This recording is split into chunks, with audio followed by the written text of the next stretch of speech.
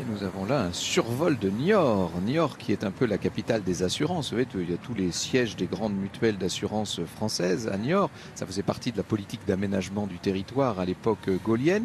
Et ce que vous avez sous les yeux, c'est le donjon, très spectaculaire édifice militaire médiéval qui est dû au célèbre roi Henri II Plantagenet, roi d'Angleterre.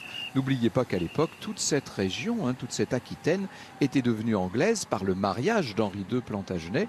À l'époque, il n'était encore que duc d'Anjou avec Aliénor d'Aquitaine. Et vous avez là exactement ce que l'architecture militaire du XIIIe siècle, un 12-13e, peut offrir de plus extraordinaire.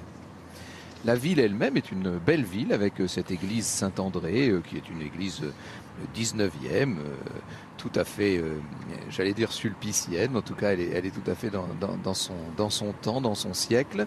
Des halles qui sont importantes, des petites rues agréables. C'est une ville qui mérite d'être connue, Niort. On a tendance souvent à la contourner, ce que fait aujourd'hui le Tour de France en passant juste au nord de Niort. Mais je rebondis sur vos propos, Franck. Niort n'a accueilli qu'une seule arrivée d'étape du Tour de Eh oui. France en 1950, avec la victoire de Fiorenzo Mani, l'Italien. Gageons que nous ne tarderons pas à revenir dans cette belle région.